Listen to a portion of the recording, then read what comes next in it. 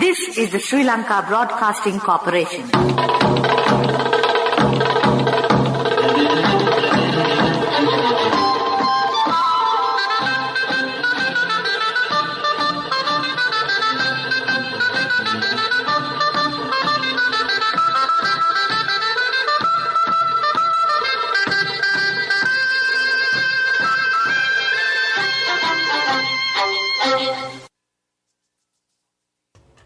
(6:15). This is the Sri Lanka Broadcasting Corporation.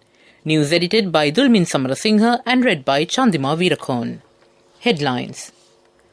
Agrahara insurance payments are to be made for COVID patients under treatment at homes. The economy is expected to grow by 5% this year. Sri Lanka and India hold a meeting on tourism. Some main acts are to be amended. In news overseas, dozens killed in a fire at a Taiwan tower block. In sports news, it's rugby. Can the SC and CR and FC players to be considered for national selection? Local stories in detail. Prime Minister Mahinda Rajapaksa has instructed officials to prepare a methodology to pay compensation from Agrahara Insurance Fund for public servants under treatment at homes for COVID-19. The Prime Minister gave the instructions during a discussion with the Sri Lanka Podujana Peramuna trade unions and Joint Trade Union Federation representatives at the Temple Trees. The Prime Minister, as then Finance Minister, has taken steps to implement Agrahara compensation payment system in Budget Proposals 2021 for public servants under treatment at hospitals and who die due to the infection. The trade union representatives said that public service should be made efficient. The Prime Minister pointed out that the efficiency and productivity of the public service should be improved and the officials should take necessary steps. Prime Minister Rajapaksa said that local and foreign training opportunities for public service should be increased to achieve the aim. The trade union representatives expressed their views on getting back the pension denied by the Good Governance government. The Prime Minister immediately instructed the Secretary to the Ministry of Public Administration about the issue. Discussions were also held on increasing pensions in comparison with the increased cost of living. The central bank says that the local economy will grow by 5% this year. The economy of the country is recovering amid the pandemic. The central bank has decided to maintain its slanting interest rate unchanged. It has said that the decision has been taken by the Monetary Board after considering prevailing local and global macroeconomic conditions and expected macroeconomic trends. The central bank has issued today the 7th monetary policy for this year. Governor Ajit Niwad Cabral said that the government will be informed in writing about importing of vehicles. The third joint working group meeting on tourism between India and Sri Lanka was held today in a virtual mode. The meeting was co-chaired by Secretary Ministry of Tourism S. Hettiarachchi from the Sri Lankan side and Joint Secretary Tourism, Ministry of Tourism Sri Rakesh Kumar Verma from the Indian side. High Commissioner of India to Sri Lanka, Sri Gopal Bagle, also addressed the meeting and shared his views on the deep cultural and people-to-people ties between the two countries. High Commissioner mentioned that the easing COVID-19 situation in both India and Sri Lanka and the tourism promotion activities undertaken by the government of Sri Lanka had been instrumental in resumption of large number of tourist arrivals from India to Sri Lanka. In their opening remarks, the leaders of both delegations underscored the importance of tourism cooperation between the two countries, which flows from an intergovernmental bilateral MOU signed in January 2004. They conveyed the interest of their respective governments in further promoting tourism in various sectors. Narcotic Drugs Act, Criminal Procedure Code and Penal Code will be amended. State Minister Cecil Premajayantha said that they will be amended to suit present times considering new technological methods. He said that a committee has been appointed to amend outdated laws. He mentioned this while attending the ceremony to establish Community Police Service today. This news comes to you from the Sri Lanka Broadcasting Corporation. Get a personal loan for your marriage, education or housing within 24 hours with People's Bank Digital Banking.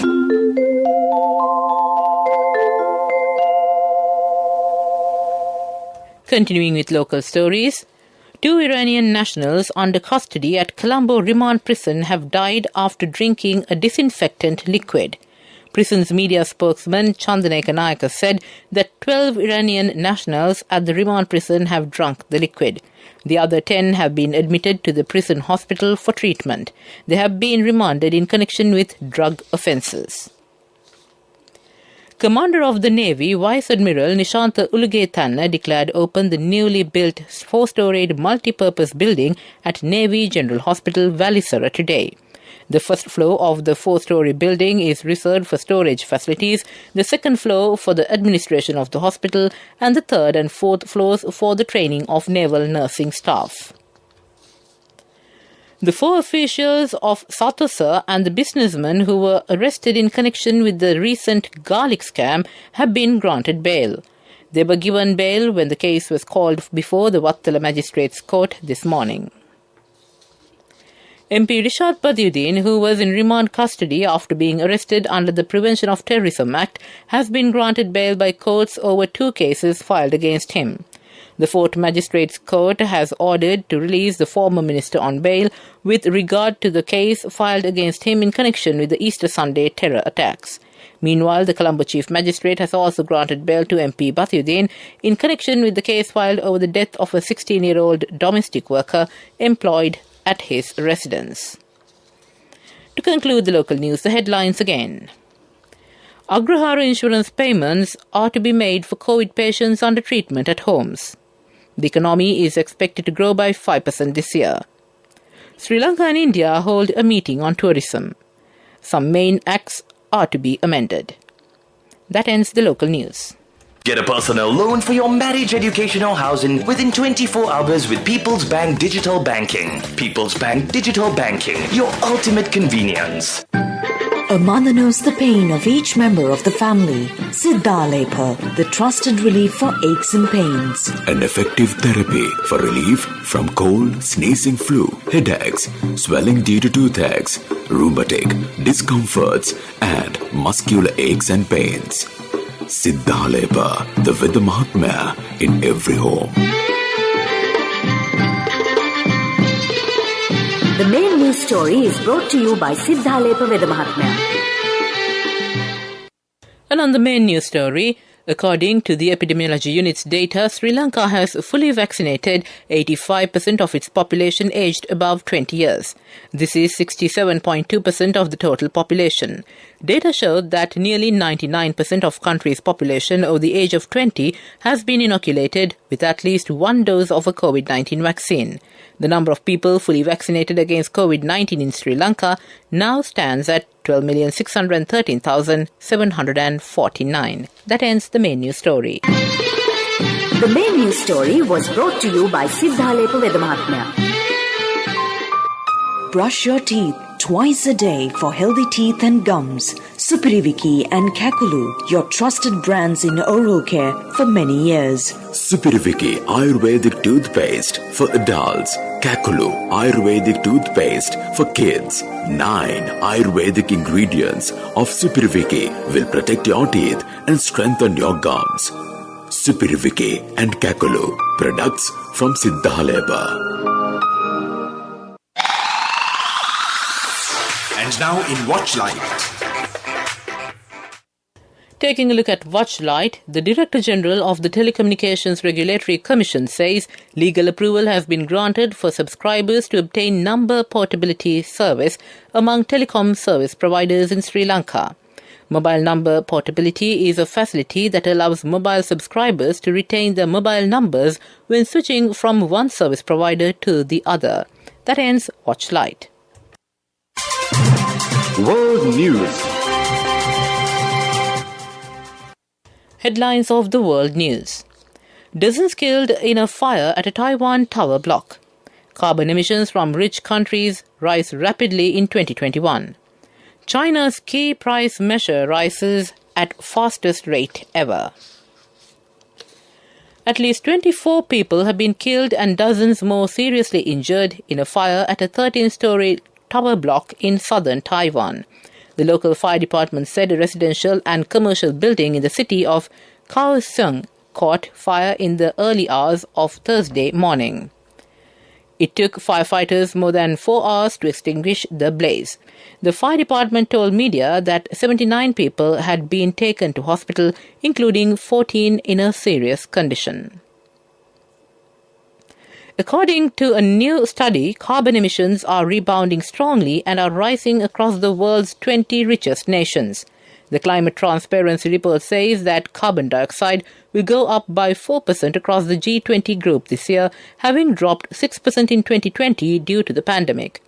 China, India and Argentina are set to exceed their 2019 emission levels.